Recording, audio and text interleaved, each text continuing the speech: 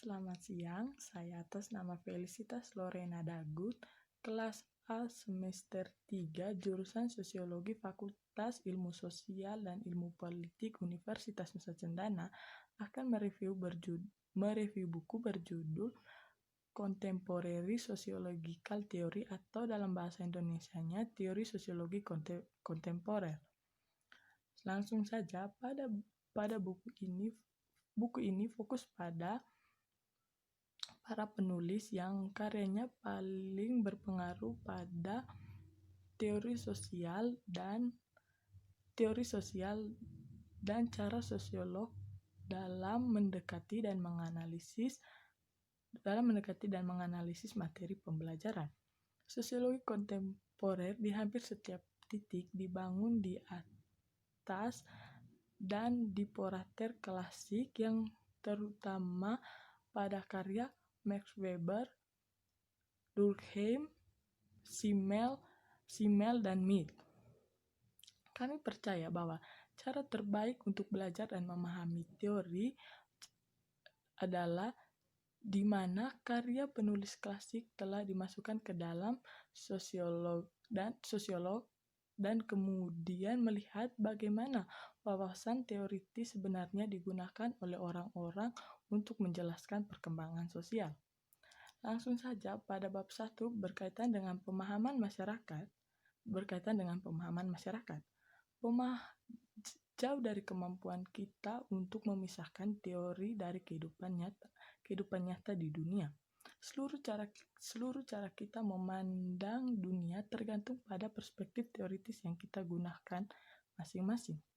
Di sini saya mengartikannya bahwa dalam melakukan tindakan dan tindakan itu menghasilkan sesuatu, pasti ada di balik itu pasti ada perspektif teoritis yang kita gunakan tanpa kita sadari sendiri oleh diri kita sendiri. Di sini juga para sosiolog dalam meneliti pasti menggunakan perspektif teoritis sesuai dengan apa yang mereka teliti. Di sini apa yang teori lakukan adalah untuk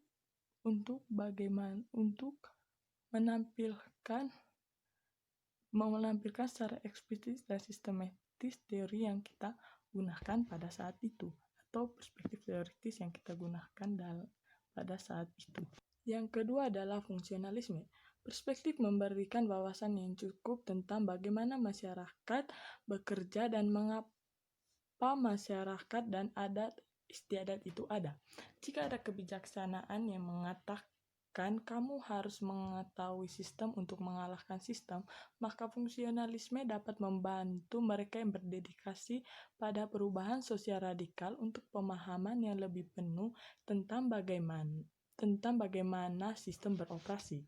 Secara umum, fungsionalisme menekankan pada struktur atas proses, dan secara umum juga fungsionalisme menekankan pada makrostruktural atas analisis sosiologis mikrointeraksional. Penekanan makrososiologis berarti bahwa seseorang mengambil pandangan udara masyarakat ketika seseorang memandang masyarakat dari perspektif fungsionalismenya. Yang ketiga adalah teori konflik. Kekuatan teori konflik terletak pada caranya menghubungkan sosial dengan organisasi struktur nasional untuk kepentingan kelompok dan keseimbangan sumber daya. Ini kerangka yang sangat produktif. Teori konflik bersikukuh bahwa nilai dan gagasan harus dikaitkan dengan lingkungan sosial mereka dan tidak diperlakukan sebagai otonom. Namun, teori konflik juga memiliki kelemahan yang mana desakannya bahwa kekuasaan adalah tujuan utama dari masyarakat dan ciri utama dari hubungan sosial adalah hubungan yang terlalu terbatas. Yang keempat adalah interaksionisme simbolik. Pandangan perspektif tentang diri, terutama penekanan me, aku, dan diskusi tentang interaksi diri mengambil peran sebagai yang lain.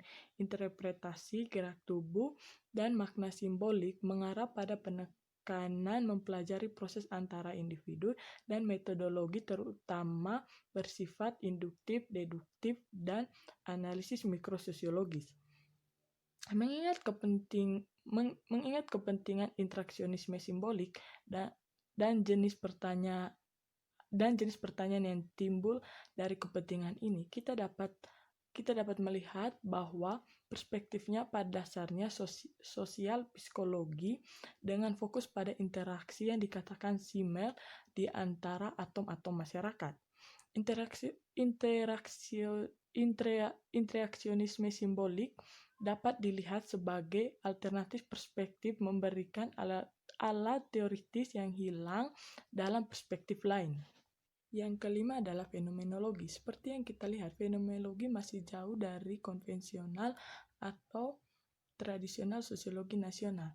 Hal ini tidak dipercayai oleh banyak sosiolog arus utama, terkhususnya mereka yang menyukai penelitian kuantitatif.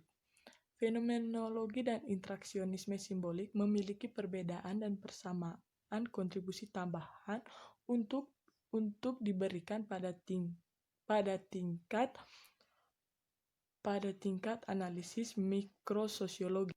Yang keenam adalah pilihan rasional. Teori pilihan rasional cenderung mengadopsi perspektif mereka dalam kesadaran diri penolakan teori lain yang berlaku.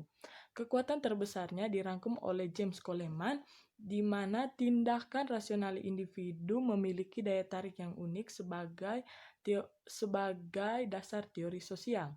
Jika suatu lembaga atau proses sosial dapat dipertanggungjawabkan dalam istilah tindakan individu, kemudian dengan begitu kita dapat mengatakan bahwa itu telah dijelaskan, dan konsep tindakan rasional adalah konsepsi yang dapat dimengerti, maka tidak perlu lagi untuk dipertanyakan kembali.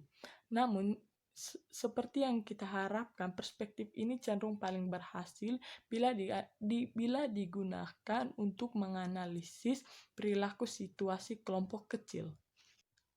Yang ketujuh adalah perspektif alternatif. Bab ini membahas beberapa perkembangan teoritis yang sisi tradisi sosiologisnya yang dominan. Masing-masing tetap memberikan pertimbangan pengaruh yang mampu pada sosiologi empiris dan karya ahli teori lainnya. Secara keseluruhan, perspektif ini mencerminkan minat baru secara hukum tentang perilaku sosial dalam menentukan potensi dan batasnya. Sepanjang sejarah disiplin ilmu ini terjadi perdebatan yang sangat aktif tentang apakah metode ilmiah sesuai untuk studi masyarakat.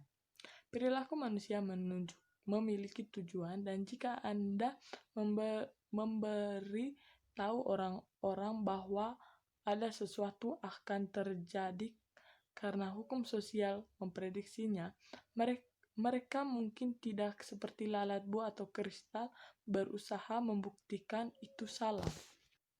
Yang kedelapan adalah kesimpulan.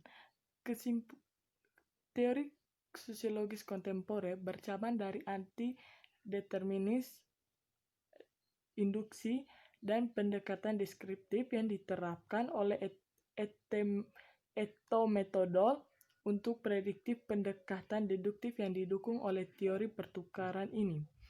Ini mencangkup analisis mikrososiologis paling rinci selain fungsionalisme dan upaya teori konflik untuk menganalisis determinan sosial skala besar, struktur, dan evolusi sosial.